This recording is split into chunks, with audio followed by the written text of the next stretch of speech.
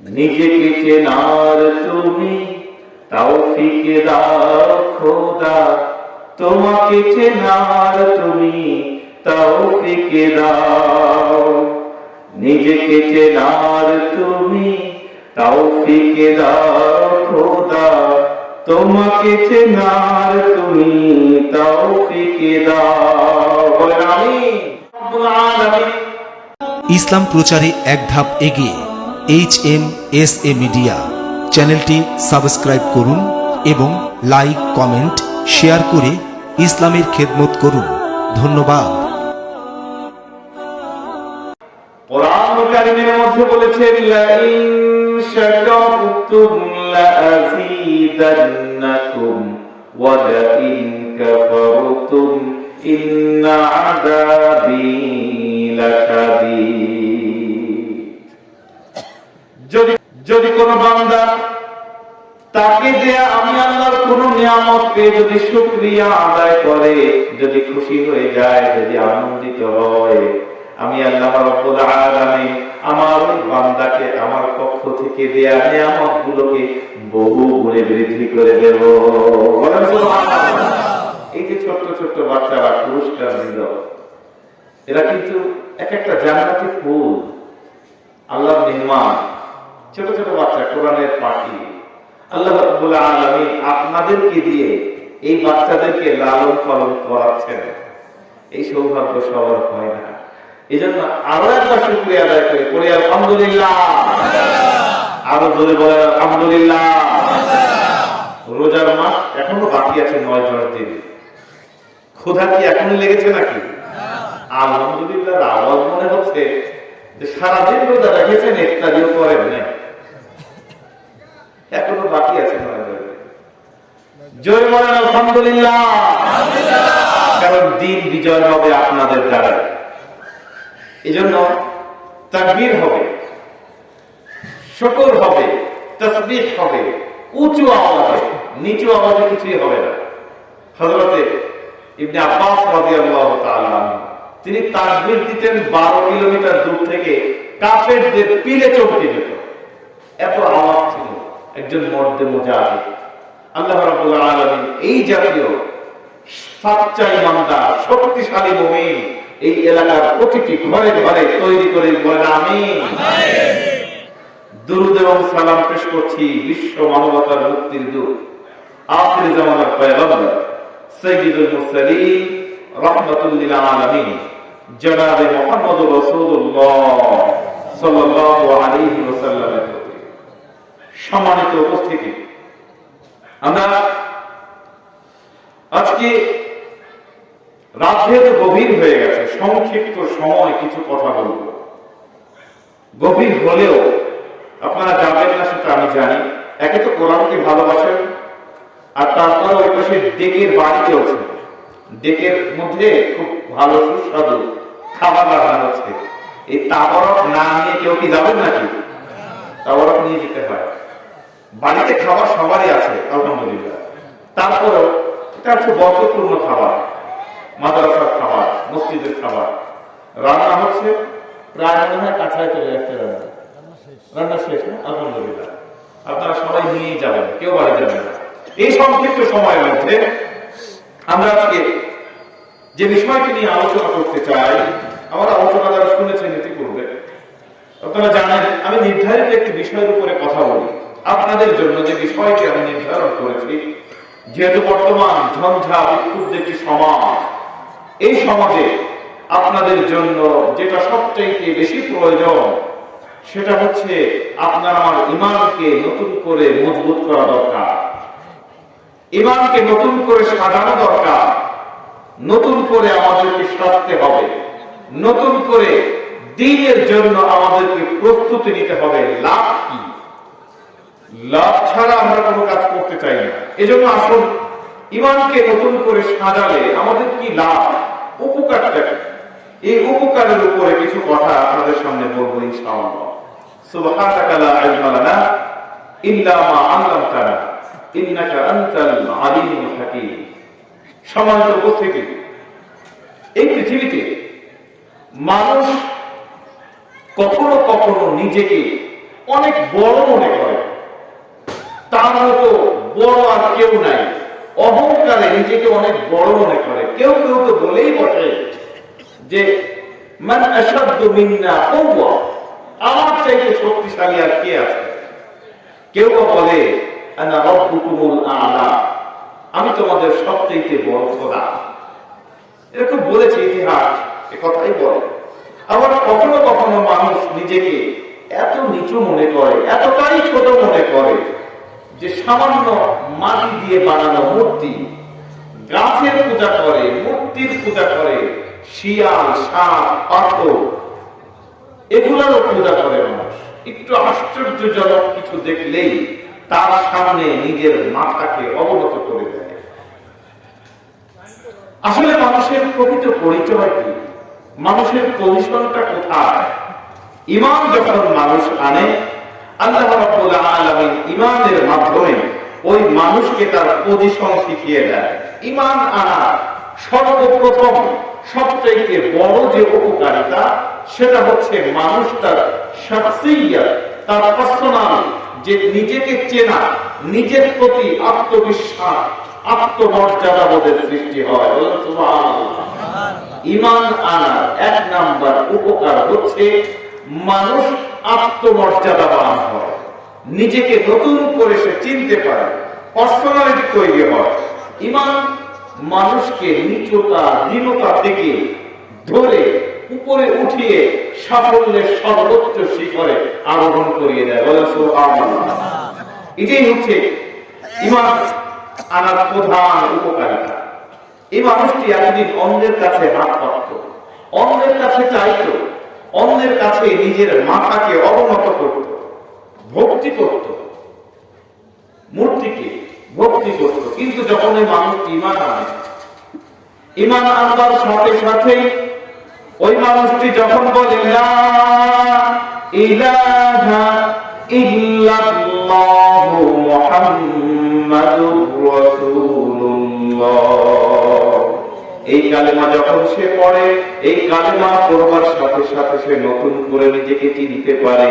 সে তখন বুঝতে পারে যে আমি কেন ওই মূর্তির সামনে মাথা নত করব, কেন ওই গাছকে আমি পূজা অর্চনা করব, কেন শিয়াল, সাপ, বাঘকে কেন আমি শ্রদ্ধা করব। আমার তো মালিক এমন এক রব, এমন এক রব আমার মালিক, যিনি ওই শিয়াল, ওই সাপ, বাঘ, সিংহ, হরিণ সবকিছুর মালিক তিনি। ওই যে বড় গাছটি দাঁড়িয়ে আছে, ওই গাছটিরও মালিক তিনি। সুতরাং গাছের কাছে মাথা নত নয়, সিংহের সামনে মাথা নত নয়, বাঘের সামনে মাথা নত নয়। মাথা যদি নত করতেই হয়, তাহলে একজনের সামনে করব। তিনি কে? তিনি কে? জোরে বলেন, তার নাম কি? আল্লাহ রাব্বুল আলামিনের সামনে মাথা নত করতে হবে। এটা হচ্ছে ঈমানদারের প্রথম শিক্ষা, প্রথম উপকার। ঈমান আনবার সাথে সাথে তার মধ্যে আত্মমর্যাদা বোধের তৈরি হয়। সে তখন দেখতে পারে যে আমি যে এতদিন গাছের পূজা করতাম, মূর্তির পূজা করতাম, সাপের পূজা করতাম, এরা তো আমি যেমন আল্লাহর গোলাম, এরাও তো ওই আল্লাহরই গোলাম। সে নতুন করে নিজেকে জানতে শেখে। এজন্য আল্লাহ রাব্বুল আলামিন কোরআনুল কারীমের মধ্যে বলেছেন ইয়াবতাগুনা ইলা রাব্বিহিমুল ওয়াসিলা। ঈমানদার ব্যক্তি সে দেখে আমি এতদিন যাদের পূজা করতাম, ওরাও তো ওই আল্লাহ রাব্বুল আলামিনের কাছে যাওয়ার জন্য বিভিন্ন রকম ওসিলা তালাশ করে। সুতরাং ওদের কাছে কেন ধর্ণা দেব? ওদের কাছে আমার ধর্ণা দেওয়া যাবে না। একজন ঈমানদার তার ভুল বুঝতে পারে। এতদিন যে অন্যায় করেছে, অন্যের সামনে হাত পেতেছে, কারো কাছে মাথা নত করেছে, নতুন করে সে নিজেকে জানে যে আমার এই কাজটা তো ভুল হয়েছে। আমি তো আল্লাহ রাব্বুল আলামিন আমাকে সম্মানিত করেছেন, আমি কেন ওদের সামনে মাথা নত করব? সুতরাং ঈমানদার মাথা নত করবে না কারো কাছে। করতে যদি মাথা নত করতেই হয়, তার সামনে করবে আল্লাহ রাব্বুল আলামিন কোরআনুল কারীমের মধ্যে বলেছেন ইন্নাল্লাযীনা তাদউনা মিন দুনিল্লাহি ইবাদুন আমসালুকুম, নিশ্চয় নিশ্চয়ই ইন্নাল্লাযীনা তাদউনা, নিশ্চয়ই ওরা যাদেরকে ডাকে, আমি আল্লাহকে বাদ দিয়ে যাদেরকে ডাকে, ওই ওরাও তো আমি আল্লাহর গোলাম, ওরাও তো আমি আল্লাহর গোলাম, ওরাও তো আমার বান্দা। সুতরাং ওইগুলাকে আর ডাকা যাবে না, ডাকতে হবে আল্লাহকে। সকাল বিকাল রাত দুপুর সব সময় ডাকতে হবে আল্লাহকে, আর কাউকে ডাকা যাবে না। ঈমানদার যখন ঈমান আনে, ঈমান আনবার সাথে সাথে সেই কথা বুঝতে শেখে যে আমরা আমাদের উদ্দেশ্য সাধন করবার জন্য, মনস্কামনা পূর্ণ করবার জন্য এতদিন তাদের কাছে চাইতাম, ওদের কাছে আর চাওয়া যাবে না। কারণ আমি যে সূর্যের পূজা করতাম, ওই সূর্য তো আল্লাহর গোলাম। যে চন্দ্রের পূজা এতদিন করতাম, চন্দ্র তো আল্লাহর গোলাম। যে গাছের পূজা এতদিন করতাম, গাছ তো আল্লাহর গোলাম। আল্লাহ রাব্বুল আলামিন বলেন, তুমি যে মাটি দিয়ে মূর্তি বানিয়ে তার পূজা করো, ওই মাটি তো আমি আল্লাহর সৃষ্টি। তুমি যে গরুর পূজা করো, ওই গরুকেও তো আমি আল্লাহ রাব্বুল আলামিন বানিয়েছি। কাঠ পাথর দিয়ে তোমরা মূর্তি বানিয়ে যেটার পূজা করো, ওই কাঠ পাথর এগুলো তো আমি আল্লাহর দান। সুতরাং এইগুলার একটা ইবাদত বন্দেগী করা যাবে না। যদি ইবাদত করতে হয় তাহলে একমাত্র আল্লাহ রাব্বুল আলামিনের করতে হবে। কারণ এই যে গাছ, মাটি, মূর্তি, সিংহ, এগুলা কেউ নিজের কোনো উপকার করতে পারে না। অপরের উপকার তো দূরের কথা, এরা নিজেরও কোনো উপকার করতে পারে না, ঠিক কিনা? নিজের কোনো উপকার করতে পারে না, অপরের উপকার কি করবে? সুতরাং একজন ঈমানদার সে তখন নিজেকে নতুন করে জানতে শেখে যে আল্লাহ রাব্বুল আলামিন আমাকে সম্মানিত করেছেন, সারা পৃথিবীর সকল সৃষ্টির মধ্যে আশরাফুল মাখলুকাত বানিয়েছেন। আমি কেন আশরাফের গোলামি করতে যাব? আমি তো আশরাফ, আমি তো উন্নত। আল্লাহ রাব্বুল আলামিন কোরআনুল কারীমের মধ্যে বলেছেন, ওয়া লাকাদ কাররামনা বনি আদম ওয়া হামালনাহুম ফিল বাররি ওয়াল বাহর ওয়া রাযাকনাহুম মিনাত তাইয়্যিবাত। জোরে বলেন আল্লাহু আকবার। আরো জোরে বলেন আল্লাহু আকবার। আল্লাহ রাব্বুল আলামিন বলেন, আমি আল্লাহ এই দুনিয়ার সকল মানুষকে সম্মানিত করেছি, সম্মানিত করে পৃথিবীতে মানুষকে পাঠিয়েছি। সুতরাং ঈমান আনার পরে একজন ঈমানদারের মনের মধ্যে এই যে হীনতা এতদিন ছিল, নীচতা ছিল, এটা দূর হয়ে যায়। দূর করে আল্লাহ রাব্বুল আলামিনের গোলামে সে পরিণত হয়ে যায়। ঈমানদারের মাথা খুলে যায়। ঈমানদার ওই বুদ্ধি তার মাথায় আসে যে আমরা যে এতদিন যেগুলির সামনে নিজেদের মাথাকে নত করতাম, ওগুলো তো নিজেদের কোনো উপকার করতে পারে না, আমার কি উপকার করবে? এই কথা ঈমানদার বুঝতে পারে। আমার কথা কি বোঝা যায়? আমার কথা কি বোঝা যায়? একজন মুশরিক রাসূল কারীম সাল্লাল্লাহু আলাইহি ওয়াসাল্লামের কাছে একটি ভাঙা মূর্তি নিয়ে এসেছে।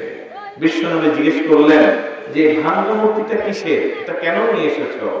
তখন মুশরিক বলে, ইয়া রাসূলুল্লাহ, এটা ছিল আমার প্রভু, একে আমি প্রভু মানতাম, এই কারণে যেখানেই যাই এই মূর্তিটাকে সাথে করে নিয়ে যায়, তাকে দুধ কলা খেতে দেই, সম্মান করি, ভক্তি করি, শ্রদ্ধা করি, সবসময় সাথে সাথে রাখি।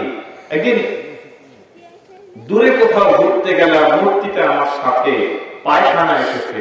পায়খানায় তো জঙ্গলের মধ্যে আমার এই প্রভুকে নিয়ে যাওয়া যায় না, তাই রাস্তার পরে ওকে দাঁড় করিয়ে রেখে আমি জঙ্গলের মধ্যে গেলাম পায়খানা করতে। কাজ সেরে যখন আসি, এসে দেখি যে আমি যাকে প্রভু বলে ডাকি, যে মূর্তিটা, এই মূর্তির মাথা থেকে পা পর্যন্ত ভিজা। আমি চিন্তা করলাম, এটা না জানি কোন বরকতের পানি, আমার প্রভুর সারা গা ভিজা। বরকতের পানি মনে করে আমি আমার প্রভুকে ধরে চাটা শুরু করলাম। বলেন নাউজুবিল্লাহ। তিনি চাটা দিয়েছেন। মুশরিক বলছেন, ইয়া রাসূলুল্লাহ, যখন আমি চাটা দিলাম, বরকতের পানি মনে করে আমার নাকের মধ্যে উদ্ভট একটা গন্ধ আসলো। আর ওই যে পানিটা ঝাঁঝালো, অ্যাসিডিক স্বাদটা ছিল ঝাঁঝালো। আমি চিন্তা করলাম, বরকতের পানি যদি হবে তাহলে এমন গন্ধ আর ঝাঁঝালো স্বাদ হবে কেন? আশেপাশে তাকিয়ে দেখি একটা কুকুর হেঁটে যায়, তার নিচ থেকে কখনো পর্যন্ত টপ টপ করে ওই পানি পড়ছে। ইয়া রাসূলুল্লাহ, আমি তখন বুঝতে পারলাম যে এই যে বরকতের পানি আমি চাপা দিলাম, এটা কোথা থেকে এসেছে। হুজুর মেজাজটা গরম হয়ে গেল যে তুই নিজে কুকুরের পেশাব থেকে নিজেকে বাঁচাতে পারিস না, তুই আমাকে কেমনে বাঁচাবি? পাও ধরে দিলাম একটা আশা, তাই খান খান হয়ে গেছে। রাসূল কারীম সাল্লাল্লাহু আলাইহি ওয়াসাল্লাম এই মুশরিকের কথা শুনে হেসে দিলেন।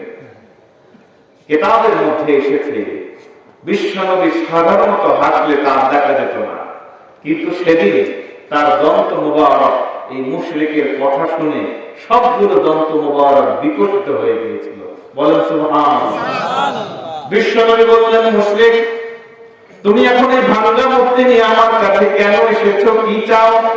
মুশরিক ডাক দিয়ে বলে, ইয়া রাসূলুল্লাহ, আমার চক্ষু খুলে গেছে, আমার দৃষ্টি উন্মুক্ত হয়ে গেছে। আমি বুঝতে পেরেছি এতদিন যে প্রভুর ইবাদত আমি করতাম, যাকে চিন্তা করতাম আমাকে বিপদ থেকে বাঁচাবে, ওই প্রভু নিজে কুকুরের পেশাব থেকে নিজেকে বাঁচাতে পারে না, আমাকে কি করে বাঁচাবে?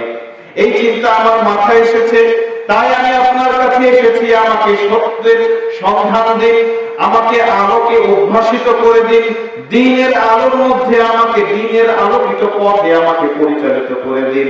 রাসূল কারীম সাল্লাল্লাহু আলাইহি ওয়াসাল্লাম ওই মুশরিকের কথা শুনে বললেন, মুশরিক, তুমি এখনই তেলাওয়াত করো, লা ইলাহা ইল্লাল্লাহু মুহাম্মাদুর রাসূলুল্লাহ সাল্লাল্লাহু আলাইহি ওয়াসাল্লাম। মুশরিক নিজেকে চিনতে পেরেছে, নতুন করে নিজেকে চেনা, এটা কিন্তু খুব বড় একটা ব্যাপার। যে ব্যক্তি নিজেকে চিনতে পেরেছে সে তার রবকে চিনতে পেরেছে। বলেন সুবহানাল্লাহ। আপনি যদি আপনার নিজেকে চেনেন, তাহলে আপনার রবকেও আপনি চিনতে পারবেন। আপনি সম্মানিত, আপনি মর্যাদাবান। আপনাকে আল্লাহ রাব্বুল আলামিন পৃথিবীতে পাঠিয়েছেন গোটা পৃথিবীর অন্য সকল প্রাণীকুলের মধ্যে শ্রেষ্ঠ করে তাদেরকে নেতৃত্ব দেওয়ার জন্য। বলেন সুবহানাল্লাহ। নিজেকে চেনার তুমি তৌফিক দাও খোদা, তোমাকে চেনার তুমি তৌফিক দাও। নিজেকে চেনার তুমি তৌফিক দাও খোদা, তোমাকে চেনার তুমি তৌফিক দাও। বলেন আমিন। সুতরাং একজন ইমানদার তার সবচেয়ে বড় উপকার হচ্ছে সে নিজের সম্মান নিজে বুঝতে পারে, নিজের পার্সোনালিটি নতুন করে সে জানতে পারে, নিজে এ কথা অনুধাবন করতে পারে যে পৃথিবীর মধ্যে সবচেয়ে ক্ষমতাধর, যার কাছে মাথা নত করা যায়, তিনি হচ্ছেন, সবাই বলেন, তিনি কে?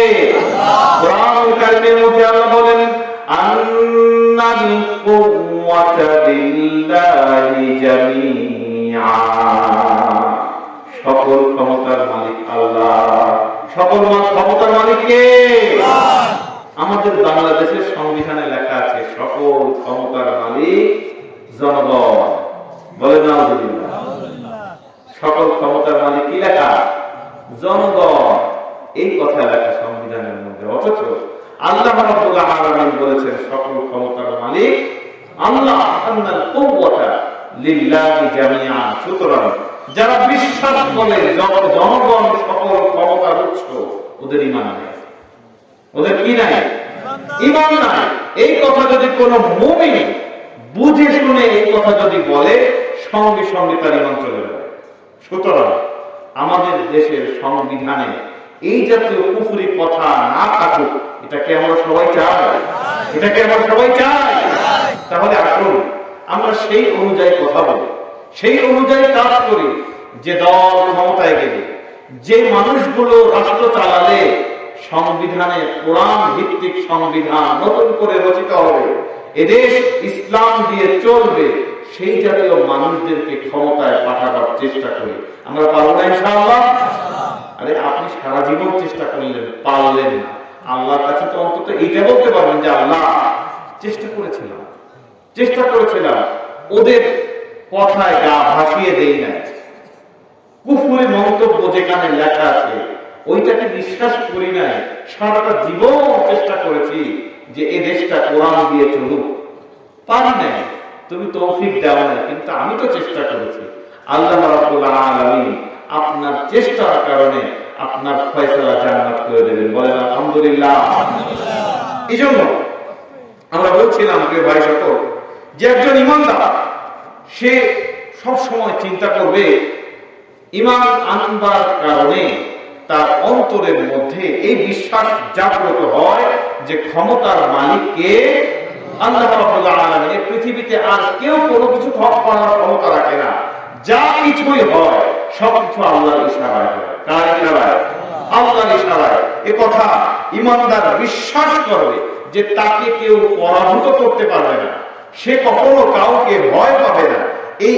এই বিশ্বাস ঈমানদারের অন্তরের মধ্যে বদ্ধমূল হয়ে যায়। এটা ঈমান আনার 1 নাম্বার উপকারিতা। কথা বুঝতে পেরেছেন তো? 2 নাম্বার উপকারিতা আসে ঈমান আনবার। 2 নাম্বার উপকারিতা হচ্ছে যে ঈমানদার ঈমান আনবার কারণে সে সাহসী হয়। কি হয়? সাহসী হয়। ঈমানদার কাউকে ভয় পায় না, ঈমানদার সব সময় সাহসী হয়। ভয় যদি করতে হয় একজনকে করে, তিনি কে? আল্লাহ ছাড়া ঈমানদার আর কাউকে ভয় পায় না। এটাই হচ্ছে ঈমান আনার 2 নম্বর উপকারিতা। ওই যে হযরত ওমর রাদিয়াল্লাহু তাআলা আনহু, তিনি যখন ইসলাম গ্রহণ করলেন, বিশ্বনবীকে বললেন, ইয়া রাসূলুল্লাহ আলাসনা আলাল হক, আমরা কি সত্যের উপরে প্রতিষ্ঠিত নই? বিশ্বনবী বললেন, হ্যাঁ, আমরা সত্যের উপরে আছি। তিনি বললেন, আলাইকু আলাল বাতিল, ওরা কি পথভ্রষ্ট নয়? ওকবা, সাইবা, আবু জেহেল, ওরা কি পথভ্রষ্ট নয়? বিশ্বনবী বললেন, হ্যাঁ, ওরা পথভ্রষ্ট। তখন তিনি বললেন, তাহলে ফাফিমান ইত্তেফা, কেন আমরা গোপনে গোপনে ইসলাম প্রচার করব? আসুন প্রকাশ্যে জনসম্মুখে রাজপথে মিছিল দিয়ে ইসলাম প্রকাশ করি। বলেন সুবহানাল্লাহ। সাহস দিয়েছেন কে? ঈমান আনবার কারণে এই সাহসটা অন্তরের মধ্যে পয়দা হয়ে গেছে। বিশ্বনবী বললেন, ওমর তুমি কি চাও? ওমর বললেন যে হুজুর চলেন আজকে কাবা ঘর দিয়ে তাওয়াফ করব সবাই একসাথে। বিশ্বনবী রাজি হয়ে গেলেন। হযরত ওমর রাদিয়াল্লাহু তাআলা আনহুর নেতৃত্বে ডান পাশে হযরত ওমর, বাম পাশে হযরত হামজা, মাঝখানে রাসূল কারীম সাল্লাল্লাহু আলাইহি ওয়াসাল্লাম অল্প কয়েকজন সাহাবাকে নিয়ে ইউকাব্বিরুনা ওয়া ইউহাল্লিলুনা, তাকবীর দিতে দিতে কাবার চত্বর দিয়ে তাওয়াফ করেছেন। তাদের তাকবীরের আওয়াজে কাফেররা সব ভয় পেয়ে গিয়েছিল। উতবা, সাইবা, আবু জেহেল, আবু সুফিয়ান সহ কাফের নেতৃত্ব যখন হযরত ওমরের কণ্ঠের আওয়াজ শুনেছে, ওরা ঘরের দরজা জানালা বন্ধ করে দিয়ে ঘরের মধ্যে পালিয়েছিল। ঈমানদারের সাহস নিতে ঈমান আনবার কারণে আল্লাহ রাব্বুল আলামিন মুমিনদের মধ্যে এই সাহস তৈরি করে দেয়, সাহস তৈরি করে দেয়। এজন্য আমরা দোয়া করি, আল্লাহ রাব্বুল আলামিন আমাদের যুব সমাজ সবাইকে যেন হযরত ওমরের মতো সাহসী বানান। বলেন আমিন। দাও খোদা দাও আমায় আবার ওমর দারাজ দিল, দাও খোদা দাও আমায় আবার ওমর দারাজ দিল, দাও আলীর মতো বিশলানি, আলীর মতো বিশলানি জাগাতে নিখিল, দাও খোদা দাও আমায় আবার ওমর দারাজ দিল। বলেন আমিন। ঈমানদার এই সাহস কোথায় পায়? আল্লাহ রাব্বুল আলামিন সাহস দেন। কে দেন? কারণ কোরআনুল কারীমের মধ্যে আল্লাহ রাব্বুল আলামিন বলেছেন, ওয়া ইয়ামসাসকাল্লাহু বিদুররিন ফালা কাশিফা লাহু ইল্লা হুয়া ওয়া ইয়ুরিদকা বিখাইরিন ফালা রাদ্দা লিফাদলি। জোরে বলেন আল্লাহু আকবার। কোরআনুল কারীম বলছেন, আল্লাহ রাব্বুল আলামিন যদি এই পৃথিবীর কাউকে ক্ষতি করতে চায়, আল্লাহ রাব্বুল আলামিনের এই ক্ষতি থেকে ওই ব্যক্তিকে গোটা পৃথিবী মিলেও বাঁচাতে পারে না। আর আল্লাহ রাব্বুল আলামিন যদি কারো ক্ষতি না চান, যদি উপকার করতে চান, যদি কল্যাণ চান, এই কল্যাণ থেকে ফিরিয়ে রাখবার সাধ্য গোটা পৃথিবীর কারো নাই। বলেন সুবহানাল্লাহ। সুতরাং একজন মুমিন সে বিশ্বাস করবে, যদি একটা বুলেটের গায়ে যদি আমার নাম লেখা থাকে, আর ওই বুলেট যদি আমার দিকে ছোড়া হয়, সারা পৃথিবীর সবাই মিলেও যদি আমাকে পাহারা দেয়, আমাকে ওই বুলেট থেকে বাঁচাতে পারবে। আর যদি কোন বুলেটের গায়ে আমার নাম লেখা না থাকে, বৃষ্টির মতো যদি গুলি করা হয়, তারপরও একটা গুলিও আমার গায়ে লাগবে না। এর নাম ঈমান। এর নাম কি? ঈমানদারের প্রধান 2 নাম্বার যে উপকার, সেটা হচ্ছে ঈমানদার সাহসী হয়। এই সাহসী হওয়ার কারণে সে হক কথা বলতে কাউকে ছেড়ে দেয়। যেটা হক, যেটা স্পষ্ট, আল্লাহ রাব্বুল আলামিন কোরআনুল কারীমের মধ্যে বলেছেন, কার বিপক্ষে যায় আর কার পক্ষে যায় তার চেহারার দিকে তাকিয়ে ঈমানদার কথা বলে না। ঈমানদার কথা বলে কোরআন দেখে। ঈমানদার কোরআনের কথাগুলো বলতে ভয় পায় না, যে আমি চাকরি করি, হক কথা বললে চাকরি চলে যাবে, এই ভয় সে পায় না। ঈমানদার চিন্তা করেন না যে আমি ইমামতি করি, হক কথা বললে ইমামতি চলে যাবে, এই চিন্তা সে করে না। হক কথা অকপটে বলেই যায়, কারণ রিজিক এর মালিক কে? রিজিকের মালিক কে? আল্লাহ রাব্বুল আলামিন কোরআনুল কারীমের মধ্যে বলেছেন, ইন্নাল্লাহা হুয়ার রাজ্জাকু যুল কুওয়াতিল মাতিন। রিজিকের একমাত্র নিরঙ্কুশ ক্ষমতাধর হচ্ছেন আল্লাহ রাব্বুল আলামিন। রিজিকের মালিক কে? এটা যদি বিশ্বাস হয়, অন্তরে যদি বিশ্বাস হয়, তাহলে ওই ব্যক্তি হক কথা বলতে দ্বিধা করবে। ঈমানদার সাহসী হয়। ঈমানদার কি হয়? সাহসী হয়। মসজিদগুলোতে আজকাল বিভিন্ন রকম কমিটির লোক দায়িত্ব পালন করে। কমিটির মধ্যে এমন লোক থাকে যে যারা ধর্ম নিরপেক্ষ মতবাদে বিশ্বাসী, আল্লাহর আইন আল্লাহর জমিনে প্রতিষ্ঠাতা, এটা তারা চায় না। তারা চায় যে রাজনীতি থাকবে একদিকে, মসজিদ থাকবে আর একদিকে। এরকম মানুষ কি সমাজে আছে? আছে এরকম মানুষ? এই জাতীয় মানুষের, যারা ধর্ম নিরপেক্ষ মতবাদে বিশ্বাসী, আল্লাহর জমিনে তার আইন প্রতিষ্ঠা পাক, এটা তারা চায় না, তাদেরকে মসজিদ কমিটিতে রাখবার থাকবার কোনো অধিকার নেই। মসজিদ কমিটিতে তারা থাকবার কোনো অধিকার নেই। কারণ মসজিদ কমিটি আবাদ করবে কারা, এ কথা আল্লাহ রাব্বুল আলামিন কোরআনুল কারীমের মধ্যে স্পষ্ট করে দিয়েছেন। সূরাতুত তাওবা আল্লাহ বলেছেন, ইন্নামা ইয়া'মুরু মাসাজিদাল্লাহি মান আমানা বিল্লাহি ওয়াল ইয়াউমিল আখির ওয়া আকামাস সালাতা ওয়া আতাজ যাকাতা ওয়া লাম ইয়াখশা ইল্লাল্লাহ فعسى أولئك أن يكونوا من المهتدين. জোরে বলেন আল্লাহু আকবার। আল্লাহ বলছেন, নিশ্চয়ই মসজিদ আবাদ করবে ওই সকল মানুষ যারা নাকি আল্লাহ এবং আখিরাতের উপরে বিশ্বাস স্থাপন করেছে, যারা নামাজ কায়েম করে, যারা যাকাত প্রদান করে। আর এই 4টি কাজ করতে গিয়ে আল্লাহর প্রতি বিশ্বাস, আখিরাতের প্রতি বিশ্বাস, নামাজ প্রতিষ্ঠা করা, যাকাত প্রদান করা, এই 4টি কাজ করতে গিয়ে বিভিন্ন রকম বাধা আসবে, বিভিন্ন রকম হুমকি আসবে। জানের হুমকি, মালের হুমকি, চাকরির হুমকি, বিভিন্ন রকম বাধা বিপত্তি আসবে, জীবনের হুমকি আসবার পরেও ওই ব্যক্তি ওয়ালাম ইয়াখশা ইল্লাল্লাহ, আল্লাহ ছাড়া এই দুনিয়ার কোনো হুমকিকে সে ভয় পাবে না। কার কথা? কার কথা? 4টা জিনিস, আল্লাহর প্রতি ঈমান, আখিরাতের প্রতি ঈমান, নামাজ কায়েম করবে, যাকাত প্রদান করবে। এই 4টা কাজ করতে গিয়ে কি বাধা আসে নাকি? বাধা আসে? আল্লাহর প্রতি ঈমান আনবে, বাধা আসবে কেন? আখিরাতের প্রতি ঈমান আসবে, বাধা আসবে কেন? ব্যাপারটা হচ্ছে, আমি যদি বলি যে আমি আল্লাহকে বিশ্বাস করি, এই কথা বললে কি কেউ মারে? মারে না। কিন্তু আল্লাহ রাব্বুল আলামিন কোরআন কারীমের মধ্যে বলছেন, যে ব্যক্তি আল্লাহর উপর ঈমান আনবে, আখিরাতকে বিশ্বাস করবে, নামাজ কায়েম করবে। আচ্ছা, আমরা যদি বলি আসুন সবাই নামাজ পড়ি, কেউ কি বাধা দেবে? বাধা দেবে না। আসুন সবাই যাকাত দেই, কেউ কি বাধা দেবে? বাধা দেবে না। তাহলে ভয় কিসের? তাহলে ভয় কিসের? আল্লাহ বলছেন ওয়ালাম ইয়াখশা ইল্লাল্লাহ।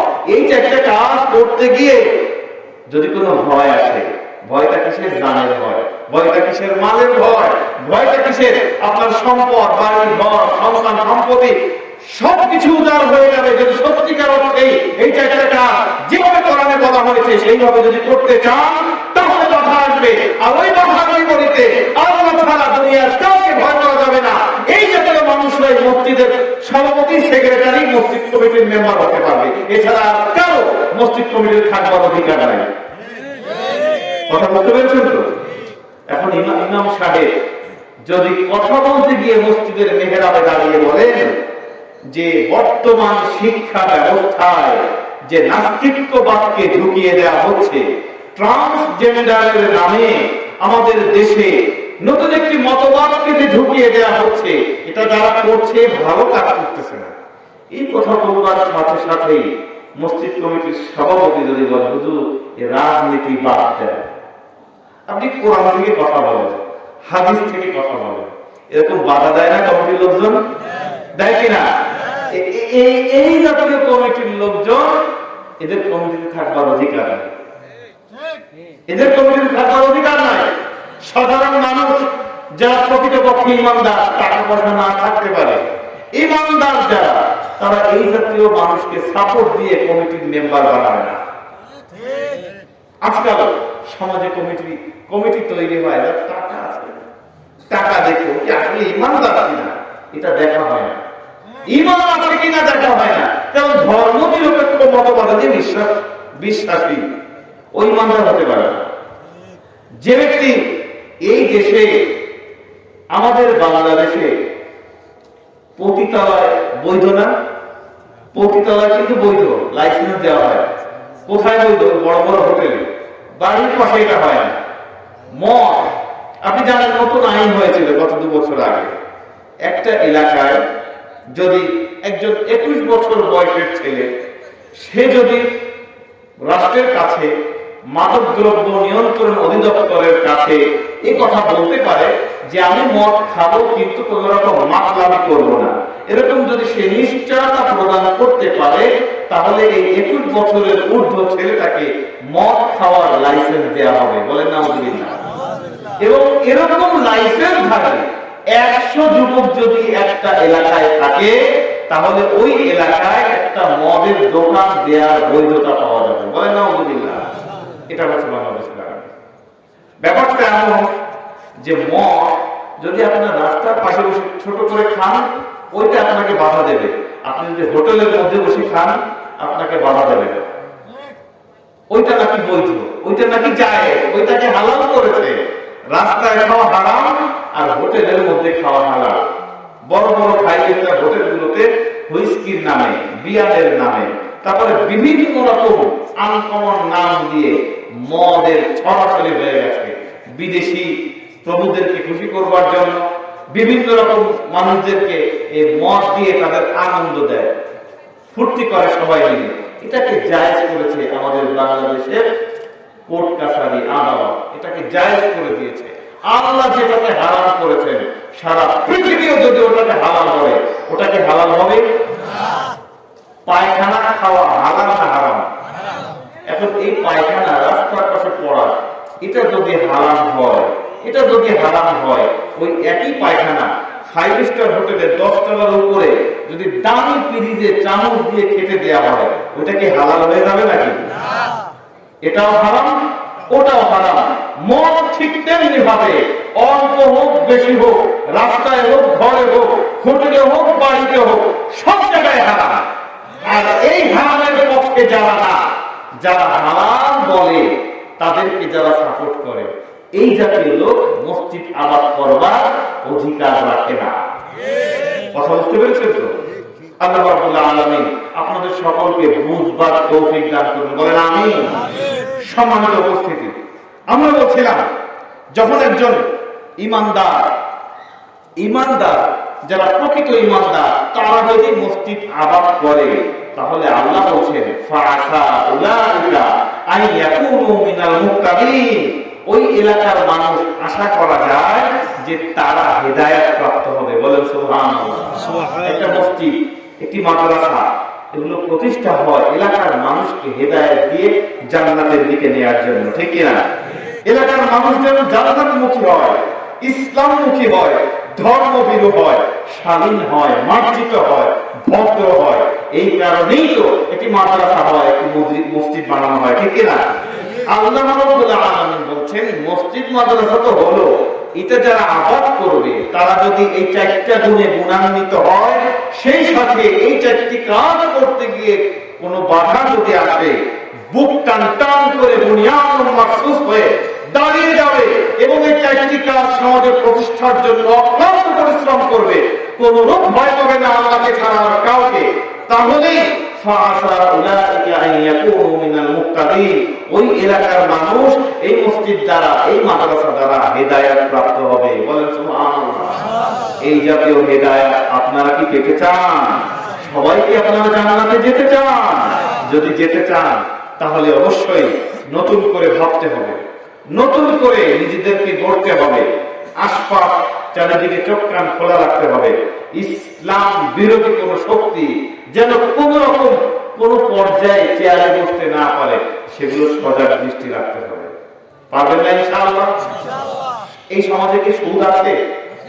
সুদ আছে? আপনার কত খারাপ একটা জিনিস, এই সুদি কারবার যারা করে এরাও দেখেছি মসজিদ কমিটিতে থাকে বিভিন্ন এলাকায়। এর চাইতে দুঃখজনক, এর চাইতে গর্বিত কাজ আসমানের নিচে আর জমিনের উপরে দ্বিতীয়টা হতে পারে না। দ্বিতীয়টা নাই। আল্লাহর হাবিব রাসূল কারীম সাল্লাল্লাহু আলাইহি ওয়াসাল্লাম তিনি বলেছেন যে যে ব্যক্তি সুদ খায় আল্লাহ তো ওর উপরে গজব দেয়, ও একা না, ওই এলাকার সকল মানুষের উপরে গজব দেয়াকে বৈধ করে নেয় ওই একজন মানুষ। বলেন আলহামদুলিল্লাহ। একজন সুদ খেয়েছে, ও গর্বিত কাজ করেছে, অনেক নিকৃষ্ট, ও সমাজের সবচাইতে নিকৃষ্ট কালপিট, একটা